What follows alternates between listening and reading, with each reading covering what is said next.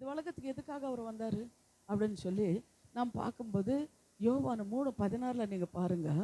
அவர் என்ன பண்ணுறாருன்னா, தன் ஒரே ஒரு பேரான குமாரன் இந்த உலகத்துக்கு அவர் அனுப்பினார். எதுக்காக அப்படின்னா, நம்ம பாவத்துக்காக, சாபத்துக்காக, நித்திய ஜீவனுக்காக தன் ஒரே ஒரு பேரான குமாரனே இந்த உலகத்துக்கு அவர் அனுப்புகிறார்.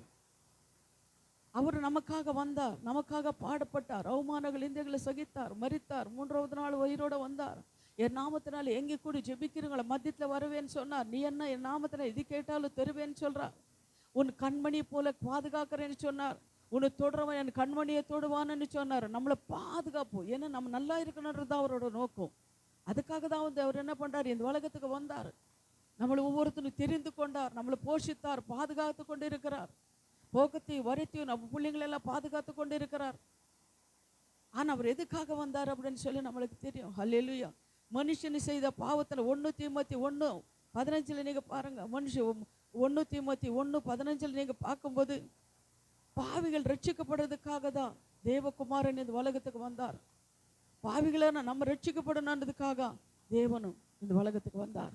நம்ம மேலே அவர் அன்பு செலுத்தினார். தாய் தகப்பனை செலுத்தாத அன்பு, சொந்த பந்தங்களை செலுத்தாத அன்பு, குழந்தைகளுக்கு கூட பிறந்தவங்களுக்கு பெத்த குழந்தைகளை செலுத்தாத அன்பு நம்ம மேலே யாரை செலுத்தினார்? இயேசு கிறிஸ்து நம்ம செலுத்தினார். அவர் நமக்காக தொங்கினார், நமக்காக காயப்பட்டார், நமக்காக நொறுக்கப்பட்டார். அந்த முள்முடி சூட்டி கொண்டார்.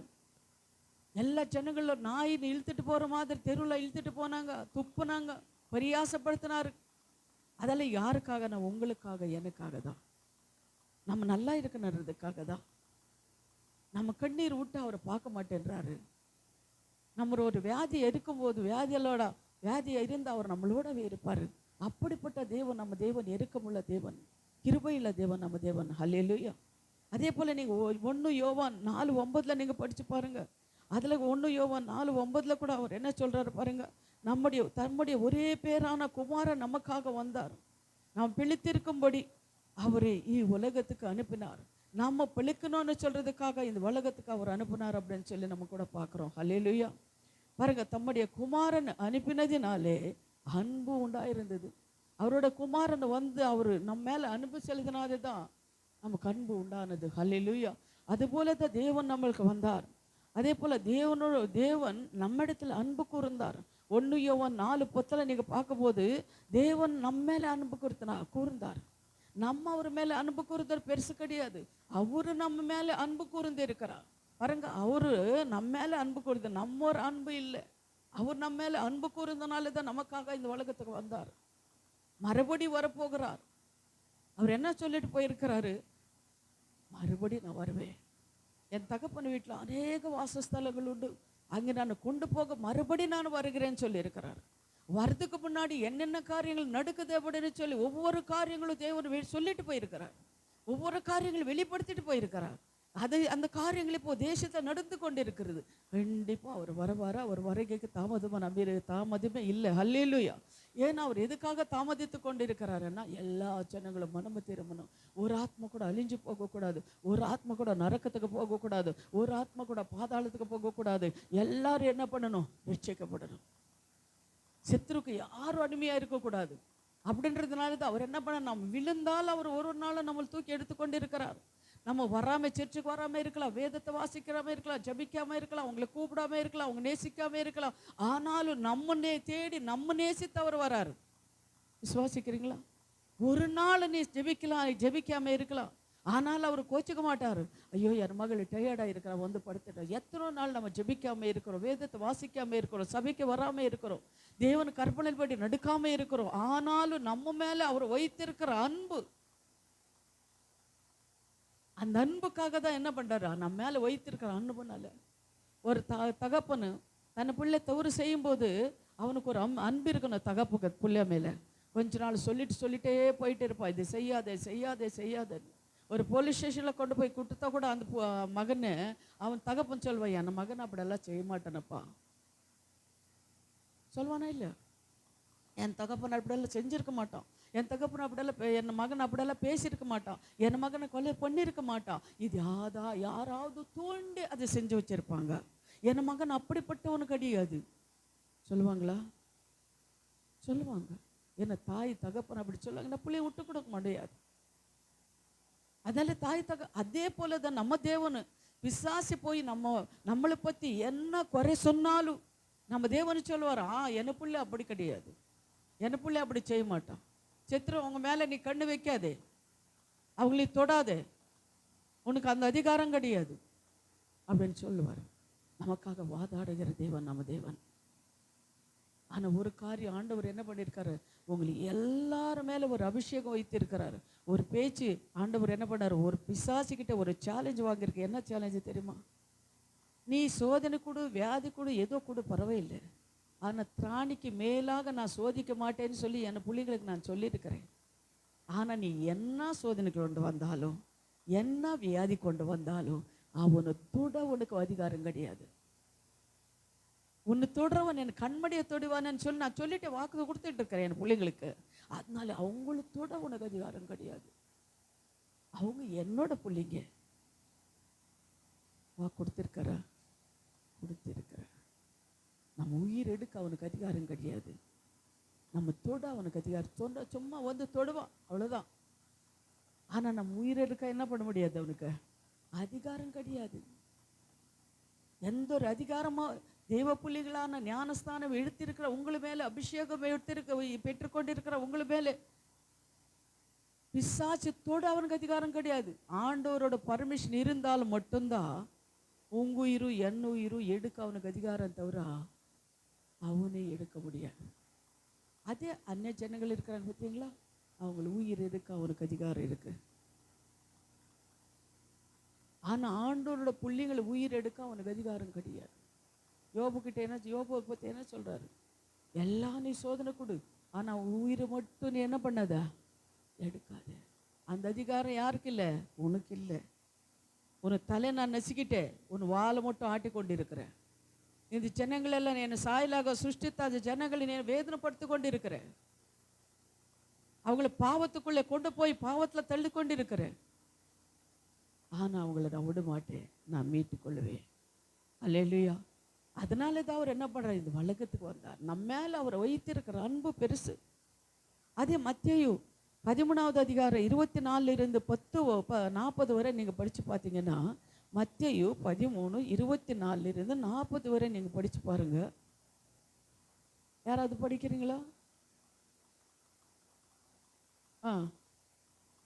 தமிழில் மைக்கில் படிங்க.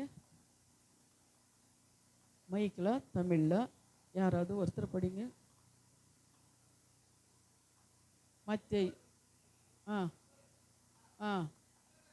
பரலோக ராஜ்யம்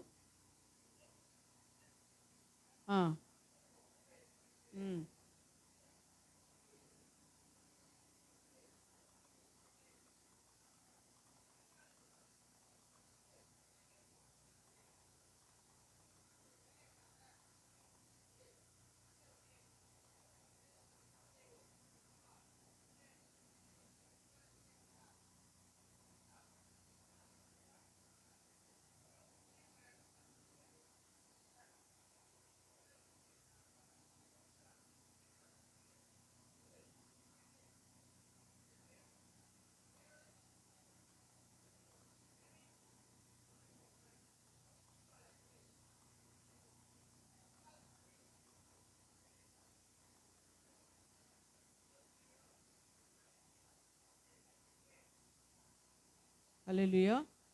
பார்த்தீங்களா, நல்ல விதை விதிக்கப்பட்டது. நல்ல விதை விதிக்கிறவர் யாருன்னா தேவகுமாரன். நீங்கள் கீழே படித்து பாருங்க. நல்ல விதை அப்படின்னு சொல்லும்போது தேவகுமாரன் இயேசு. இயேசு என்ன பண்ணார், மனுஷன் நல்லபடியாக தான் அவரை சிருஷ்டித்தார். எந்த ஒரு குறையில்லாதபடி தேவனு மனுஷனுக்கு என்னென்ன தேவையோ எல்லா தேவைகளெல்லாம் சந்தித்து அவரை சிருஷ்டித்தார். ஆனால் அதுக்குள்ளே கிளைகளை மொழிச்சுது. யார் அது கிளைகள் எல்லாம் என்ன அப்படின்னா, நல்ல மனுஷனை உருவாக்கினதுக்கு அப்புறம் அவனுக்கு உள்ளங்களில் கொண்டு வர ஈச்சை, பெருமை, ஆடம்பரம், விபச்சாரமா என்ற இந்த கிளைகள் எல்லாம் நமக்குள்ளே வந்துச்சு. எப்போ வந்தது? ஆதாம் ஏவாள் பாவம் செய்யும் போதே, பிசாசு அவனை மோசம் பண்ணும் போதே, செவி கொடுக்கும் போதே அது என்ன பண்ண, பாவம் நம்ம மனுஷனுக்குள்ளே வந்துச்சு. அந்த கிளைகள் எல்லாம் அப்போ அவர் என்ன சொல்றாருன்னா, அந்த வளரும் போது அதுக்கு முன்னாடி சொல்றாரு தேவதூதர்களு, ஆண்டவரே நீ நல்ல விதை தானே விதிச்சிங்க, கிளைகள் எல்லாம் எப்படி வந்தது அப்படின்னு சொல்லுது. பிசாசானவனை கொண்டு வந்து விதைத்து விட்டான். நான் நல்லதா படித்தேன், ஆனால் பிசாசானவனை அந்த விதைகளை கொண்டு வந்து விதைச்சிட்டான். அந்த விதை என்ன? பாவம், சாபம், விபச்சாரம், கொலை, எரிச்சலு, கோபங்களும் இதெல்லாம் கொண்டு வந்து ஒரு மனுஷனுக்குள்ள விதைச்சிட்டான். அப்போ தூதர்கள் சொல்றாரு, ஆண்டவரே அதெல்லாம் அந்த கிளைகளெல்லாம் நம்ம போய் பிடுகிட்டான். அப்போ அவர் சொல்றாரு, வேண்டாம் வேண்டாம், நீ கிளைகளை பிடிங்கும் போது கோதுமை கூட நீ பிழுகிடுவேன், அதனால அந்த கிளைகளும் கோதுமையோட வளரட்டும். அதுக்கு என்ன அர்த்தம்? கிளைகளும் கோதுமையோட வளரட்டும் அப்படின்னா அந்த ஜனங்களோட இருக்கிற அந்த காரியங்களுக்குள்ள இருக்கட்டும், வளரட்டும். அப்போ அறுப்பு நாள் வரைக்கும் கிளைகளை பிடுங்காது. அந்த கிளைகள் நீங்க பிடுங்கும்போது கோதுமை என்ற நல்ல மனிதன், கிளைகள் என்றது கெட்ட காரியங்கள், இதெல்லாம் பின்னுக்கு போட்டுடுவேன். அதனால வளரட்டும், நல்லவனும் வளரட்டும், கெட்டவனும் வளரட்டும் அப்படின்னு சொல்லி ஆண்டவர் சொல்றாரு. அப்ப பாருங்க, கிளைகள் அறுத்தும் அரிக்கின்றவர்களை சுட்டெரித்தார்கள். அது கிளைகள் எல்லாம் என்ன பண்றாரு? முதலாவது அங்கே ஆண்டவரோட வருகை வரும்போது ஃபஸ்ட்டெல்லாம் என்ன பண்ணுறாங்க? அது கிளைகள் எல்லாம் பிடிக்கிறாங்க. பிடுங்கி அது எங்கே போடுறாங்களா? சுட்டி இருக்கிறதுக்கு போடுறாங்களாம் அந்த கிளைகள் எல்லாம். அப்போ என்ன பண்ணுறாரு? அறுவடை என்றது உலகம் முடியும், உலகம் அழிகிறது அப்படின்னு சொல்லி தேவன் சொல்லியிருக்கிறார். நோவா காலத்தில் எப்படி இந்த உலகத்தை அழிந்ததோ, 40 ராத்திரி 40 பகலு வந்து உலகமெல்லாம் அழிஞ்சு போனதோ, அது போல தேவகுமாரன் வர இந்த நாளில் கூட உலகம் அழி போகுது. அதுக்கு முன்னாடி அவர் என்ன பண்றாரு? நல்ல மணிகளெல்லாம் என்ன பண்றாருன்னா ஒரு இடத்துல சேர்க்கி வைக்கிறார். நல்ல மணிகள் என்ன குறிக்கிறது? நல்ல மனிதர்களை குறிக்கிறது, தேவ மனிதர்களை குறிக்கிறது. அந்த நல்ல மனிதர்கள் என்ன பண்றாரு? அவரோட வாரிகள் அப்படியே எடுத்துக்கொள்ளப்படுது.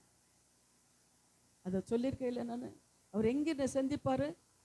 உயிரோட இருக்கிறவ பரிசுத்தவான்களும் மரித்த பரிசுத்தவான்களும் அவர் ஆண்டவர் வரும்போது அவர் என்ன பண்ண அப்படியே மத்திய ஆகாசத்தில் கொண்டு போய் நிறுத்துவார். மத்திய ஆகாசத்தில் கொண்டு போய் நிறுத்துவார். அதுதான் அந்த கோதுமை மடிகளை எதுன்னா ஆண்டவரோட வருகைக்கு இந்த பஞ்சகாலங்களும் உபத்திர காலங்களும் நிமுத்திரை வர்றதுக்கு முன்னாடி தேவனோட பிள்ளைங்களை இதெல்லாம் அனுபவிக்க கூடாதுன்றதுக்காக தான் அவர் மத்திய ஆகாசத்துல 4 பக்கத்துல இருக்கிற பரிசுத்தவான்களும் மரித்த பரிசுத்தவான்களும் உயிரோட இருக்கிற பரிசுத்தவான்களும் அப்படியே மறுரூபம் ஆக்குவார். எப்போ? ஒரு நிமிடத்துல. இத்தனை பேர் நாம் இங்க இருக்கிறோம்னா தேவனுக்கு உண்மையா இருக்கிறவங்க அவர் என்ன பண்ணார்? காணாம போயிடுவாங்க. போன மாசமா போன வாரம் கதை நான் கேட்டோம் இல்லையா? அவர் சொன்னார் இல்லையா, 2 பேர் இருப்பாங்க, ஒருத்தர் எடுத்துக்கொள்ளப்படுவார், ஒருத்தர் கைவிடப்படுவார். அது நடக்க போகுது. அதுதான் அந்த கோதுமைகள் எல்லாம் களஞ்சத்தில் சேர்த்து வைங்க. அப்போ அந்த கோதுமைகள் எல்லாம் களஞ்சத்தில் சேர்த்து வைங்க. அந்த இதெல்லாம் என்ன பண்ணுங்க? கிளைகள் எல்லாம் சுட்டு போடுங்க, நெருப்புல போடுங்க. அப்போ என்ன ஆகுதுன்னா இது கடைசி காலத்துல இதெல்லாம் நடக்க போகுது. இந்த கடைசி காலத்துல நடக்கிறதுக்கு முன்னாடி தேவன் நம்மளுக்கு எச்சரிக்கை கொடுத்திருக்கிறார். நீ இப்படிதான் இருக்கணும், இப்படிதான் செய்யணும், இப்படிதான் பேசணும், இப்படிதான் என்ன தேடணும், இடைவிடாமலே தேடணும். நான் எனக்காக நீ ஜெபம் பண்ணணும், பொய் சொல்லக்கூடாது, விபச்சாரம் செய்யக்கூடாது, திருடக்கூடாது, அடுத்தவங்க பொருளுக்கு ஆசைப்படக்கூடாது, அடுத்தவன் மனைவிக்கு ஆசைப்படக்கூடாது, அடுத்தவன் புருஷனுக்கு ஆசைப்படக்கூடாது, தேவனுக்கிட்டே வஞ்சிக்க கூடாது. அவர் நான் சொல்லபடி நீ கை கூட நடுக்கணும், என்ன நீ தேடணும், ஒவ்வொரு நாள் இடைவிடாமல் என்னை தேடணும். காலையில் என்னை தேடுறவன் என்னை கண்டடிவார். எவ்வளோ வசனங்களை தேவன் நம்மளுக்கு கொடுத்துருக்கு, எவ்வளோ வார்த்தைகளை தேவன் நம்மளுக்கு சொல்லியிருக்கிறார். அந்த படி நம்ம நடுக்கும் போது கர்த்தர் இந்த என்ன வந்தாலும் சரி தேவன் நம்மளை கைவிட மாட்டார். நோவா குடும்பத்தை எப்படி அவரை பாதுகாத்தாரோ அது போல உங்க குடும்பங்களும் உங்க பிள்ளைங்களும் கூட தேவனை பாதுகாக்கிறவராக இருக்கிறார். உங்களை தேவனை கைவிட மாட்டார். நீதிமான்கள் ஒரு நாள் அவர் தள்ளாட விட மாட்டார். தேவனுக்கு ஊழியம் செய்கிறவங்க, தேவனுக்காக வாழ்றவங்க, தேவனுக்கு உண்மையா இருக்கிறவங்களை தேவன் பஞ்சத்துல உபத்திரத்துல வியாதியில உங்களை விடவே மாட்டார். அல்லேலூயா. அதே போல தான் தேவன் சொல்றாரு, நல்ல விதை விதிக்கிறவர் தேவகுமாரன் வந்தாரு, நல்லதாக மனுஷனை சிருஷ்டித்தாரு. ஆனால் என் கிளைக என்ன பண்ணுச்சு, பிசாசு வந்து அந்த கிளைங்களை கொண்டு வந்து நெட்டுச்சு, கிளையை நெட்டுச்சு. அது வளர்ந்தது, பயிரெல்லாம் வளர்ந்தது, அந்த கிளைகளெல்லாம் வளர்ந்தது. ஆண்டவரோட என்ன பண்ணுறாரு, அந்த கிளைகளெல்லாம் சுட்டி நெருப்பில் போட்டார். நெருப்பு என்ன குறிக்கிறது? நரகத்தை குறிக்கிறது. நெருப்பு என்ன குறிக்கிறது? நரகத்தில். அப்போ அந்த கிளைகளை என்ன கெட்ட சின்னங்கள் என்ன பண்ணுறாங்க, எடுத்துகிட்டு போய் நரகத்தில் போட போகிறாரு. அங்கே அழுகு இல்லை, அங்கே எப்போ பார்த்தாலும் அழுகு, பல்கடிப்பு, வேதனை, துக்கம், இதெல்லாம் அங்கே இருக்கும். அல்லேலூயா. அதே போல தான் தேவன் சொல்கிறாரு, இப்படிப்பட்ட ஜனங்கள் என்ன பண்ணுறாரு பாருங்க. தேவனு மனுஷனுக்காக நரகத்துக்கு உண்டாக்குனாரா? மனுஷனுக்காக தேவன் நரகத்துக்கு உண்டாக்கலை. ஆனால் பிசாசு தூதனுக்காக தான் நரக்கம் உண்டாக்குனார். அந்த வசனத்தை மத்தேயு 25:41 நீங்கள் படித்து பாருங்க. அப்போ இடது பக்கத்தில் நிற்கின்றவர்களை பார்த்து அவர், சபிக்கப்பட்டவர்களே, என்னை விட்டு பிசாசுக்கும் அவன் தூதர்களுக்காகவும் ஆயுத பண்ணப்பட்டிருக்கின்ற நித்திய அக்கினியிலேயே போடுங்கள் என்றார். மத்தேயு 25:41 ಯಾರಾவது ವಾಸಿಂಗ, ಕನ್ನಡದಲ್ಲಿ ವಾಸಿಂಗ ಯಾರಾவது? ಆಮೇಲೆ ಆತನು ಎಡೆಗಡೆಯಲ್ಲಿರುವವರಿಗೆ, ಶಾಪಗ್ರಸ್ತರೇ, ನನ್ನನ್ನ ಬಿಟ್ಟು ಪಿಶಾಚನಿಗೂ ಅವರ ದೂತರಿಗೂ ಸಿದ್ಧ ಮಾಡಿರುವ, ಪಿಶಾಚನಿಗೂ ಅವನ ದೂತನಿಗೂ ಸಿದ್ಧ ಮಾಡಿರುವ ನಿತ್ಯ ಅಗ್ನಿಗಳಿಗೆ ಹೋಗಿರಿ. அல்லேலூயா. அப்போ என்ன யாருக்காக சிருஷ்டித்தார் ஆண்டவர் நரகத்தை? பிசாசுக்காகவும் அவன் தூதர்களுக்காகவும் தான் நரகத்தை சிருஷ்டித்தார். ஆனால் இப்போ மனுஷனு கூட அதுக்குள்ளே போறானா பாருங்க. அந்த வசனங்களை நீங்கள் எழுதிக்கோங்க, வீட்டில் போய் நீங்கள் பாருங்கள். இது ரொம்ப முக்கியமான காரியங்கள். இதெல்லாம் நீங்கள் வீட்டில் போய் பாருங்கள். இது வசனங்களில் படிக்கணும்னா நம்மளுக்கு நேரம் ஆகிடும். ஏசாயா 47வது அதிகாரம், ஏசாயா 47வது அதிகாரம் 12-14 வரை நீங்கள் வாசிங்க. ஏசாயா 47 12-14 வரை. அதே போல் சங்கீதம் 9:17, சங்கீதம் 9:17. வெளிப்படுத்தல் விசேஷம் கடைசி புக்க பிரகடனே, வெளிப்படுத்தல் 21 8வது வசனம் 19வது வசனம். இது 21வது அதிகாரத்தில் 8வது வசனம் 19வது வசனம். அதே 19வது அதிகாரம் வெளிப்படுத்தல் 19 20வது வசனம். வெளிப்படுத்தல் 19 20. சங்கீதம் 11:6, சங்கீதம் 11:6.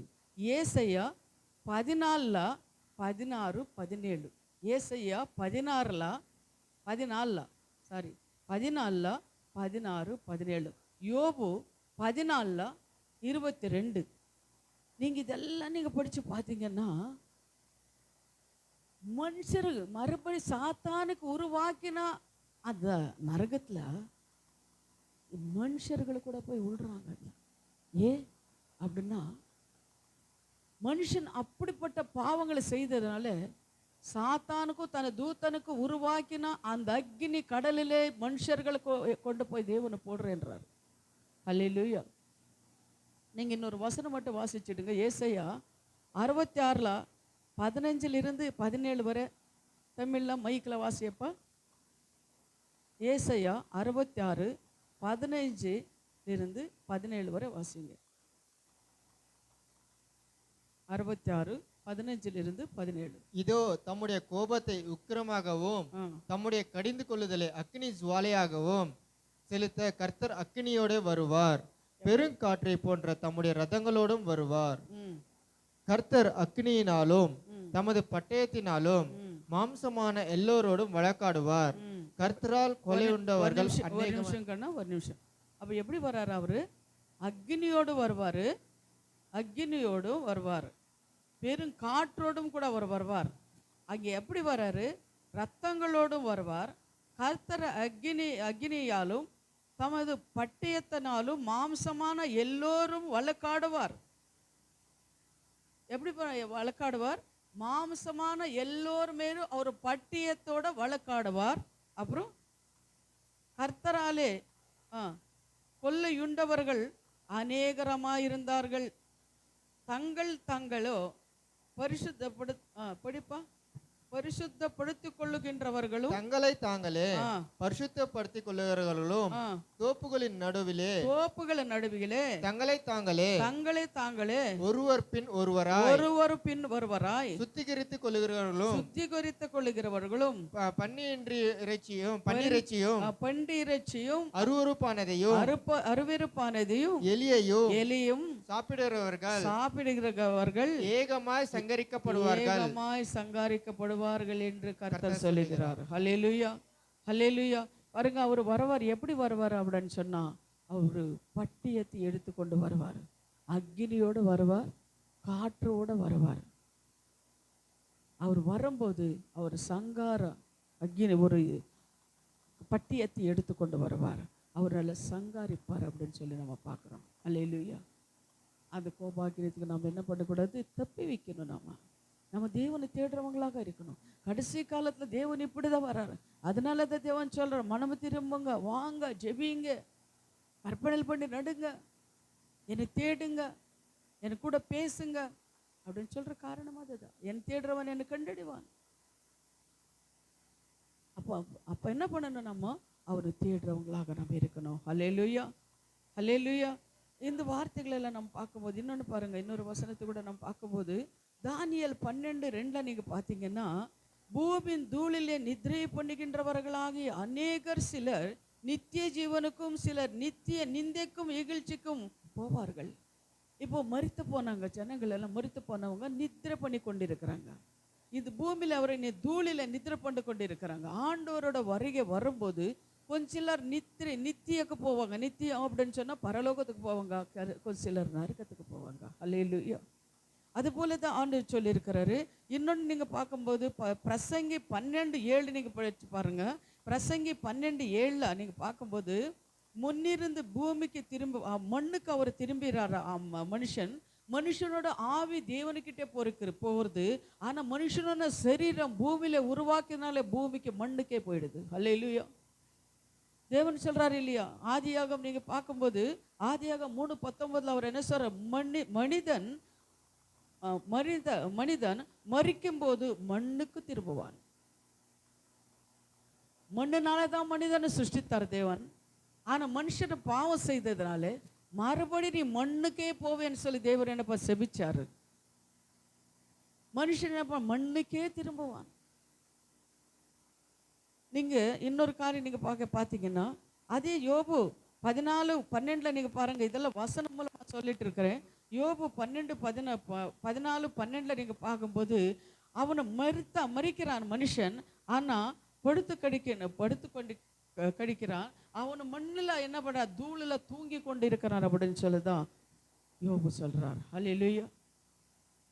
அதே போல சங்கீதம் 146:3-4 நீங்க பாருங்க. சங்கீதம் 146:3-4 நீங்க பார்க்கும்போது, மனுஷனோட ஆவி பிரியும், அவன் தன் மண்ணுக்கும் திரும்புவான், அந்த நாளிலே அவன் யோசனைகளெல்லாம் அழிந்து போகும்.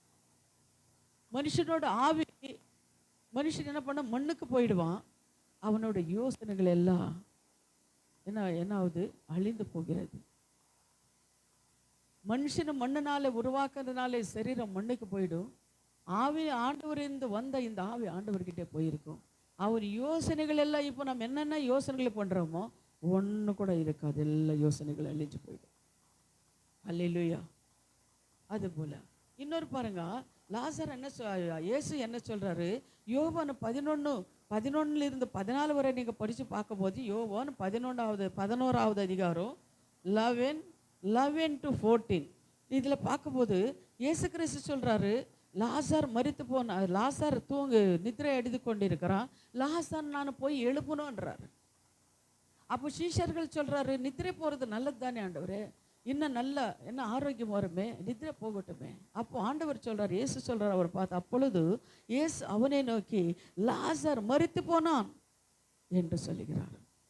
அல்லேலூயா. நம்ம பார்க்குறோம், இது ஐஸ்வர்யம் லாசர் தான் நம்ம எப்போ பார்த்து கொண்டு படிச்சிருக்கிறோம். நம்ம என்ன ஐஸ்வர்ய லாசர் எப்படி இருந்தார் அப்படின்னு சொன்னால், தேவனுக்கு பயந்தவனாக, ஒரு வியாதி உள்ளவனாக, வஸ்திரம் இல்லாமல், ஆகாரம் இல்லாமல், ஆனால் எப்பொழுதும் அவனை தெருவிலாக இருந்தால் கூட தேவனை துதித்து கொண்டு இருந்தவராக இருந்திருக்கலாம். லாம், அவ்வளோதான். வசனத்தில் துதித்து கொண்டு இருந்தார் இல்லை, ஆனால் துதித்து கொண்டு இருந்திருக்கலாம். ஏன்றீங்களா? அவர் அவன் மறிக்கும் போது யார் அவங்கள தூக்கிட்டு போனாங்க தெரியுமா? நீங்க வேதத்துல வாசிக்கும் போது தூதர்கள் அவரை தூக்கிட்டு போனாங்களா? தேவ தூதர்கள் அவரை மறிக்கும் போது அவரை கொண்டு போய் லாசர் மடியில இருந்தார் அப்படின்னு சொல்லி நம்ம பார்க்கிறோம். யார் அவரு? லாசர் மடியில இருந்தவர். லாசர் யாரு? ஒரு வியாதிப்பட்டவன். அவர் படக்காரனு கிடையாது, ஒரு வியாதிப்பட்டவன். உடம்பெல்லாம் புண்ணுகள் இருந்தது. நாய்கள் இருந்தால் அந்த புண்ணுகளை நெக்கி கொண்டு இருந்தது. இங்கே இந்த பூமியில எந்த ஒரு சந்தோஷமும் காணாதவன், எந்த ஒரு சுகமும் அவனுக்கு இல்லை, எந்த ஒரு சந்தோஷம் இல்லை, எந்த ஒரு சமாதானம் இல்லை. சொந்த பந்தங்கள் இருக்கிறாங்கன்ற அதில் இல்லை, வேதத்துல இல்லை. சொந்த பந்தங்கள் இருந்தா, மனைவி பிள்ளைங்கள் இருந்தா அப்படி விட்டுருக்க மாட்டாங்கன்னு நான் நினைக்கிறேன்.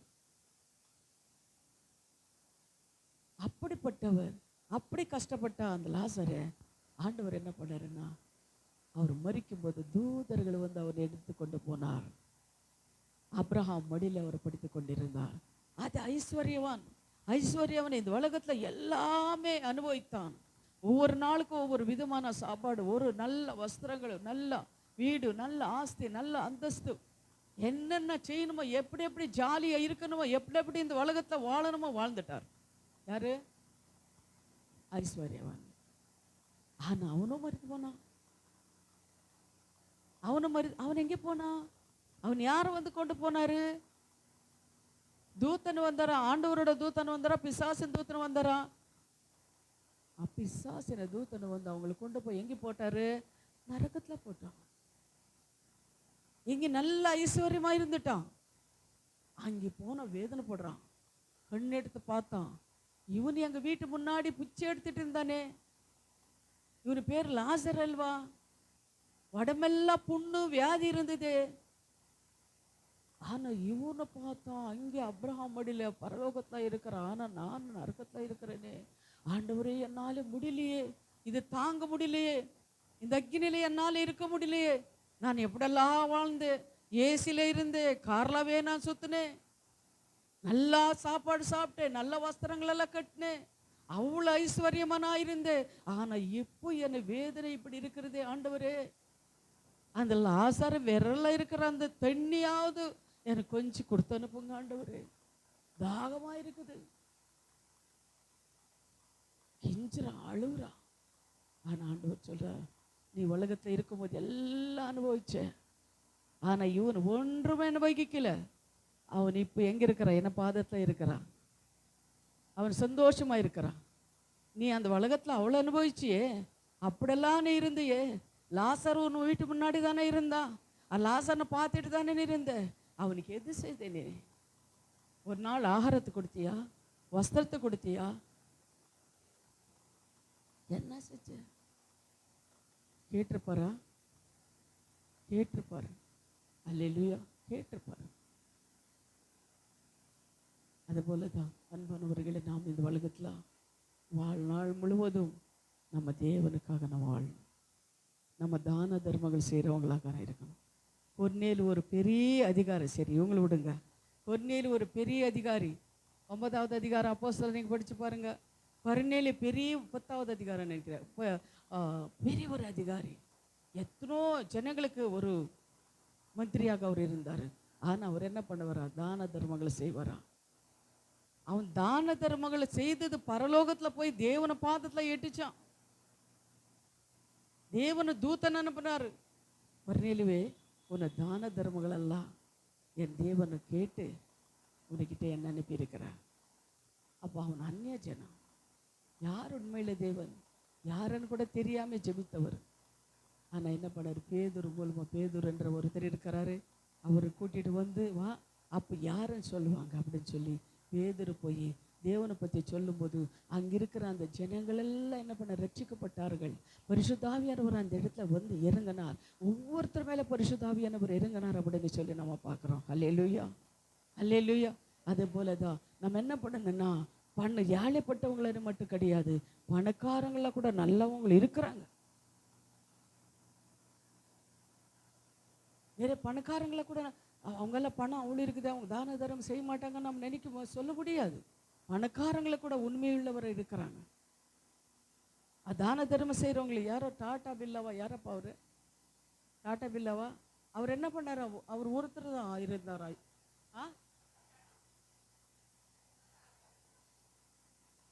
சரி, அவர் என்னன்னா ரொம்ப பணக்காரங்களாமே, இப்போதான் அவர் செத்து போனாராமே. எத்தனோ பேருக்கு என்ன பண்ணியிருக்காரா? உதவி செய்து இருக்கிறாரா? எத்தனோ பேருக்கு அவங்க வீட்டில் வேலை செய்கிறவங்களுக்கு கூட எத்தனோ லட்சக்கோடிக்கணக்கான சொத்தால எழுதி வச்சுட்டு அவர் சத்தாராம். அப்போ இன்னொரு இது இருக்கிற பணக்கார யாரப்பா அவர்? அம்பானி. அந்த அம்பானி பார்த்து அவர் சொன்னாரா என்னன்னா, அம்பானி இவ்வளோ பெரிய வீடு கட்டி இவ்வளோ ஆடம்பரமாக திருமணம் பண்ணி இதெல்லாம் எதுக்கு? வேஸ்ட் இது. அவர் அம்பானி இவரு சொன்னாரா டாட்டா பில்லா, இதெல்லாம் வேஸ்ட்டு.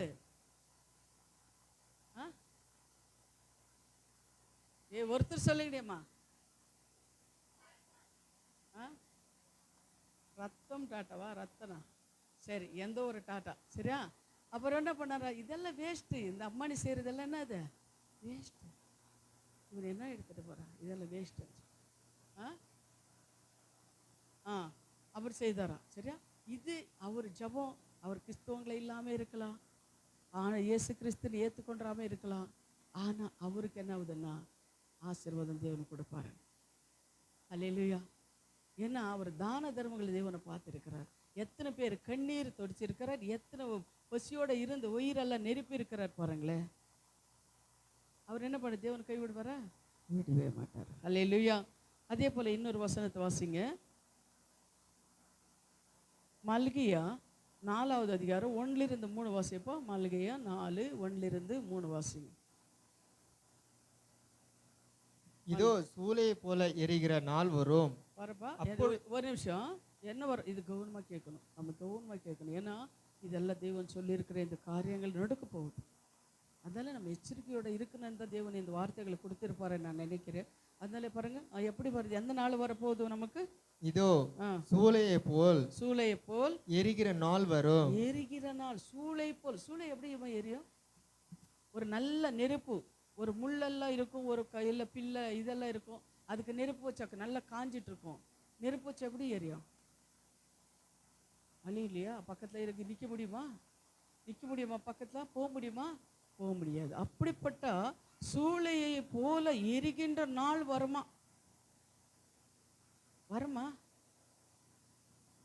நம்பிக்கை இருக்கா? தேவன் சொல்லியிருக்கிற நடுக்கமா? நடுக்கும். அவர் சொல்லியிருக்கிற காரியங்கள் ஒவ்வொன்றும் நடுக்கும். அப்படிப்பட்ட நாள் வரும். அப்படிப்பட்ட நாள் வர்றதுக்கு முன்னாடி நீயும் நான் என்ன பண்ணணும்? என்ன இல்லை, தேவன் எடுத்துக்கொள்ளணும் நம்மளை. அந்த மாதிரி நாள் நம்ம பார்க்க முடியாது, அந்த நாளில் நம்ம தாங்க முடியாது. நல்ல ஒரு வெயில் வந்துச்சுன்னா நல்லா குளுக்குள்ளான்னு ஏசியில் இருக்கிறவங்களுக்கு வெயிலில் கூட்டிகிட்டு போய் விடுங்க பார்க்கலாம். எவ்வளோ தவிப்பாங்க, அப்படியே தவிப்பாங்க. அப்படி அந்த தவிப்புக்கு அந்த நாளில் நம்ம என்ன பண்ணக்கூடாது? இருக்கக்கூடாது. அது ஒரு முன்னே நம்ம என்ன பண்ணணும்? தேவனை நம்மளை எடுத்துக்கொள்ளணும். அதுதான் நம்ம ஜெபிக்கணும். அப்படிப்பட்ட நாள் வர்ற கர்த்தாவே நாங்கள் இருக்கக்கூடாது. எங்களை நீங்கள் எடுத்துக்கொள்ளுங்க ஆண்டவரை தான் ஜெபிக்கணும். ஆண்டவரோட வருகைக்கு நம்ம எல்லாம் ஆயுதமாக இருக்கணும். சொல்லுப்பா. அப்பொழுது அகங்காரிகள் யாவரும் அக்கிரமம் செய்கிற யாவரும், அகங்காரிகளும் அக்கிரம செய்கிற யாவரும் துரும்பாயிருப்பார்கள். வரப்போகிற அந்நாள் அவர்களை சுட்டெரிக்கும். அப்பொழுது அவர்களுக்கு வேரையும் கொப்பையும் வைக்காமற் போகும் என்று சேனையின் கர்த்தர் சொல்லுகிறார். அதே போல ரோமர் 16:20 வாசிச்சிடு. ரோமர் 16:20 வாசிச்சிடுங்க. சாத்தானே அது பாருங்க, இது காலம் வரும். இது சூழ்நிலைகளை எரிகிற சமாதானத்தின் தேவன் சீக்கிரமாய் சாத்தானை உங்கள் கால்களின் கீழே நசுக்கி போடுவார். உங்க கால்களுக்கு யார் கால்களுக்கு சொல்லுங்க? நான் என்ன கால்களே கீழே சாத்தானே நசுக்க போடுறான். அதிகாரத்தை தேவன் எனக்கு கொடுத்திருக்கிறான். அவன் சாத்தான் தலை நசுக்கிற அதிகாரத்தை என் தேவன் எனக்கு கொடுத்திருக்கிறார். சாத்தான் தலை நான் நசுக்க போறேன். தேவன் நம்மளுக்கு அந்த அதிகாரம் கொட்டித்தாரு. அவன் தலை நசுக்க அந்த அதிகாரம் கொட்டிದ್ದಾರೆ. அதனால தான் அந்த மாதிரி சூழ்நிலைகள். கன்னடல வாசியம்மா, அம்மா கன்னடல வாசி அது மல்கிಯ 4:1-3. ಒಲೆಯಂತೆ ಉರಿಯುತ್ತಿದೆ. ಇಲ್ಲ ಮೈಕ್ಲ ವಾಸಿಟ್ಟು. ಮೈಕ್ ಎತ್ಕೊಮ್ಮ. ಸೈತಾನನನ್ನು ನಿಮ್ಮ ಕಾಲುಗಳ ಕೆಳಗೆ ಹಾಕಿ ತುಳಿದು ಬಿಡುವನು. ಅದಿಲ್ಲ, ಮಲ್ಗಿಯ 1:1-3. ಮಲ್ಗಿಯ 4:1-3. ಮೈಕೆ ಎತ್ತಿದ್ದಮ್ಮ, ತೆಗ್ದಿದ್ಯಾ ಅದು? ಮಲ್ಗಿಯ 4:1-3 ಓದು. ಇಗೋ, ಆ ದಿನವು ಬರುತ್ತಿದೆ, ಒಲೆಯಂತೆ ಉರಿಯುತ್ತಿದೆ. ಸಕಲ ಅಹಂಕಾರಿಗಳು ದುಷ್ಕರ್ಮಿಗಳು ಒಟ್ಟಿನಂತಿರುವರು. ಬರುತ್ತಿರುವ ಆ ದಿನವು ಅವರಿಗೆ ಅಗ್ನಿ ಪ್ರಳಯವಾಗುವುದು, ಬುಡರೆಂಬೆಗಳಾಗುವುದನ್ನು ಉಳಿಸದು. ನನ್ನ ನಾಮದಲ್ಲಿ ಭಯಭಕ್ತಿ ಇಟ್ಟಿರುವ ನಿಮಗೂ ದೇವರ ಧರ್ಮವೆಂಬ ಸೂರ್ಯನು ಸ್ವಸ್ಥತೆಯನ್ನುಂಟು ಮಾಡಿ ಕಿರಣಗೊಳ್ಳುವವನಾಗಿ ಮೂಡುವನು. அல்லேலூயா. சாக்கு. ஆனா இந்த மாதிரி இது காலம் வரப்போகுது. நோபா காலத்தை நம்ம பார்க்குறோம். நோபா 120 வருஷம் அவர் சொன்னாராம், ஆண்டவரோட கோபாக்னி வருது, எல்லா உலகமும் அழிஞ்சு போகுது, ஆனா எச்சரிக்கையா இருங்க அப்படின்னு சொன்னாலும் ஜனங்க என்ன சொன்னாங்களா? ஐயா, இவனு வேற சொல்லிட்டான், எங்கே வரப்போகுது ஆண்டவரோட வருகை, சும்மா சொல்கிறா அப்படின்னு கேர்லெஸ்ஸாக இருந்தாங்க. ஆனால் ஆண்டவர் பார்த்து என்ன பண்ணாருன்னா கது வடிச்சாரு, மழை வந்தது. 40 நாள் 40 பகல் 40 நாள் வந்து என்ன உலகமே அழிஞ்சு போனது அப்படின்னு சொல்லி நம்ம பார்க்குறோம். ஹல்லேலூயா. தேவன் சொல்லியிருக்கிற ஒவ்வொரு காரியங்களும் இந்த உலகத்தில் நடுக்கும். அதுக்கு முன்னாடி தேவன் நம்மளை என்ன பண்ணணும்? எடுத்துக்கொள்ளணும். அதுக்காக நம்ம ஜெபித்துக்கொள்ளணும். அதே போல் பாருங்கள், சாத்தான் தேவனை அக்னினாலேயே சாம்பலாக்குவார் அப்படின்னு சொல்லி எஜேக்கியேல் 28வது அதிகாரம் 18வது வசனத்தை நீங்கள் பார்க்கும்போது, எஜேக்கியேல் 28:18 சாத்தானை என்ன பண்ணுறாருன்னா தேவன் அக்னியாலே சாம்பலாக்குற தேவனாக இருக்கிறார். ஹல்லேலூயா. இந்த கடைசி காலத்தில். ஆனால் நாம் எப்படி என்ன செய்யணும்? நம்ம என்ன செய்யணும் சொல்லி பார்த்தீங்கன்னா, ஒரு வசனத்தை மட்டும் நீங்கள் எடுத்து பாருங்கள். ஆனால் அதுக்கு முன்னாடி நம்ம என்ன பண்ணணும்? தேவர் சொல்லியிருக்கிற காரியங்கள் எல்லாம் நம்ம கை கொண்டு நடக்கணும். நீதிமொழிகள் 5வது அதிகாரம் 11-14 வரை நீங்கள் வாசித்து நாங்கள் முடிக்க போகிறோம். நீதிமொழிகள் 5வது அதிகாரம் 11-14.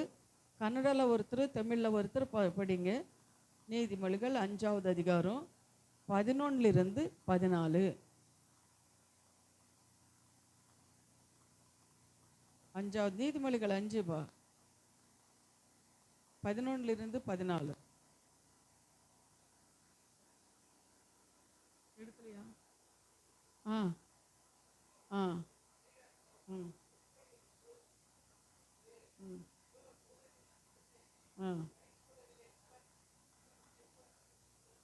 கழிந்து கொள்ளுதலே கடிந்து கொள்ள ஊது. ஆனால் ஊழிக்காரங்க சொன்னாங்க, அவங்களுக்கு பேச்சு நான் கேட்கல. அவங்க கடிந்து கொள்ளாங்க, அவங்க திட்டினாங்க, நான் என்ன பண்ணல? அவங்க பேச்சு நான் கேட்கல. அப்புறம் கேளாமலும் யார் எனக்கு சொன்னாலும் எனக்கு காதை நான் கொடுக்காம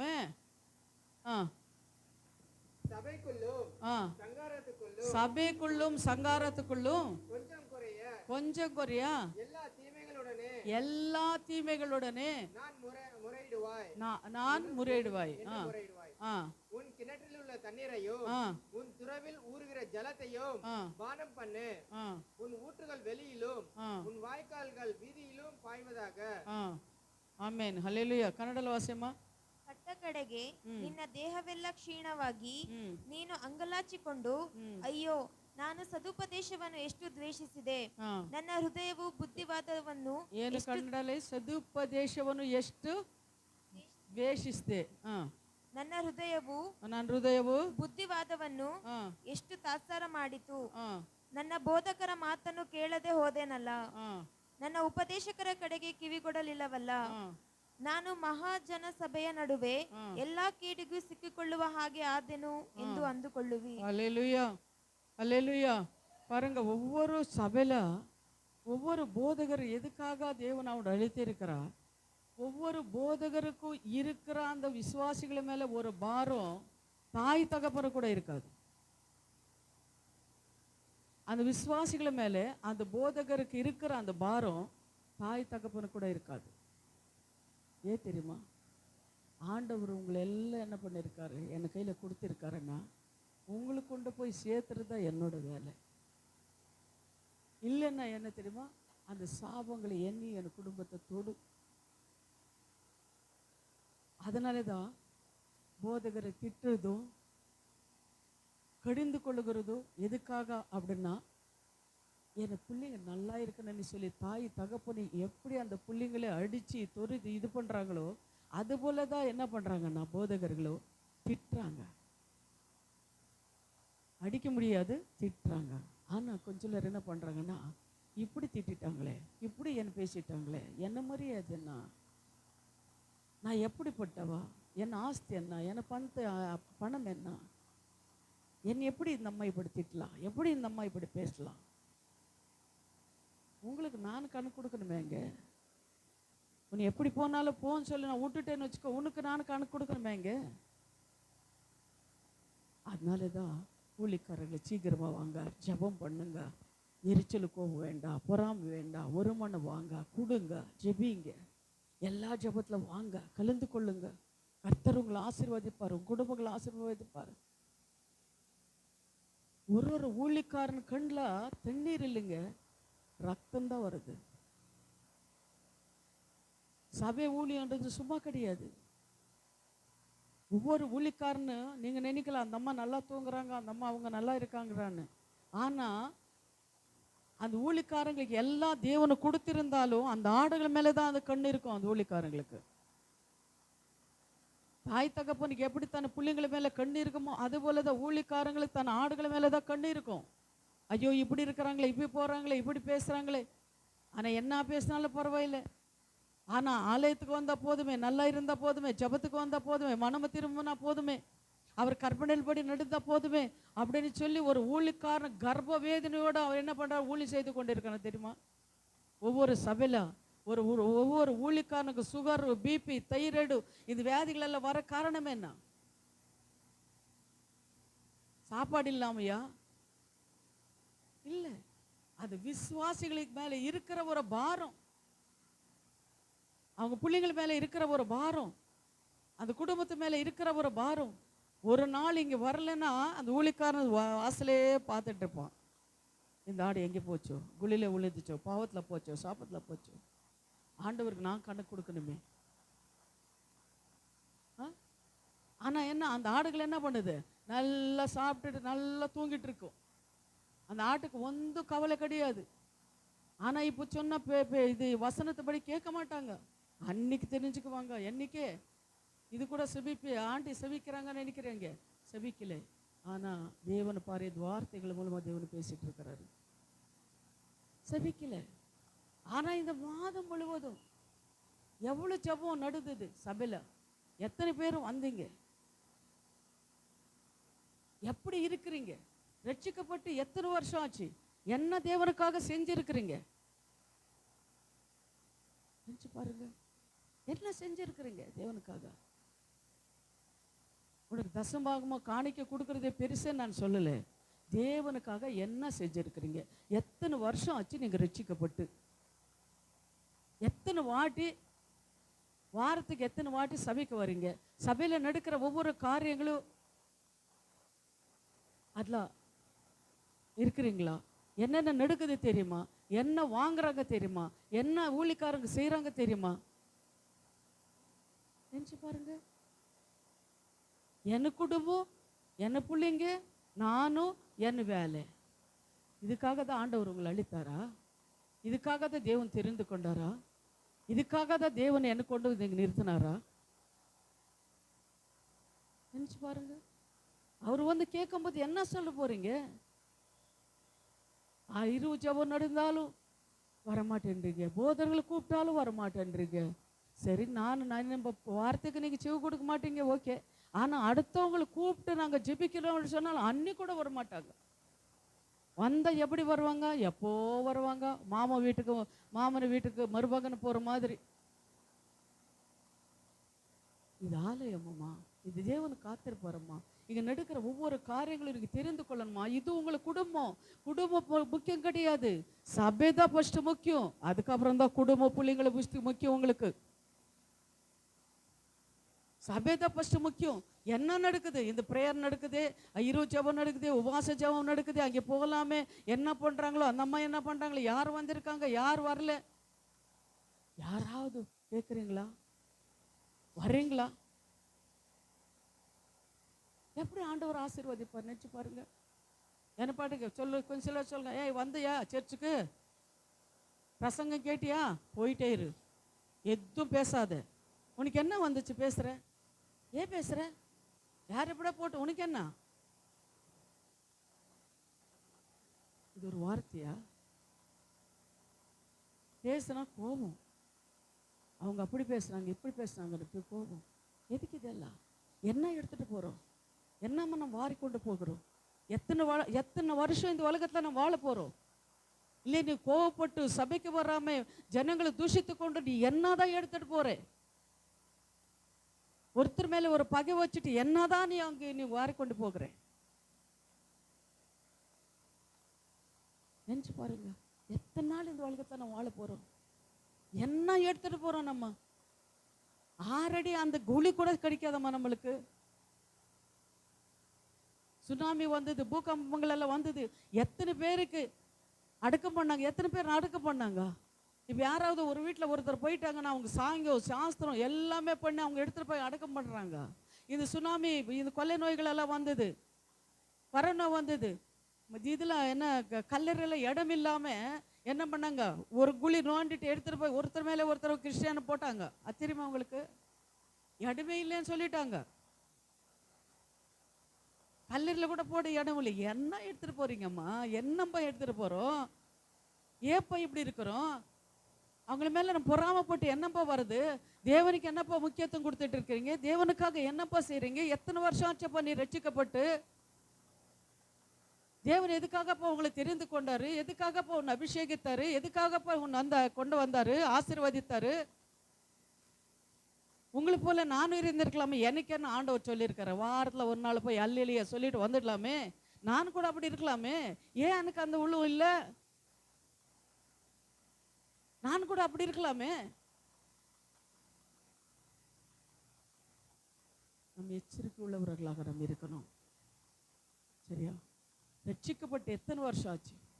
உங்களுக்கு சபையில் மெம்பர்ஷிப் இருக்குன்னு சொல்லி உங்களுக்கு எத்தனை பேர் நினைக்கிறீங்க? எங்கள் சபையில் மெம்பர்ஷிப் இருக்குது, நல்லதோ கெட்டதோ சாவோ நான் மரணமோ என்ன ஆனாலும் நான் சபைக்கு நான் வந்துட்டுருக்கேன், என் சபைகளில் இருக்கிறவங்க என்னை பார்த்துக்கிறாங்க, என்னை எடுத்து போடுறாங்க. எத்தனை பேருக்கு விசுவாசம் இருக்குது? சபையில் மெம்பர்ஷிப் இருக்கிறவங்க என்ன செய்கிறீங்க சபைக்காக?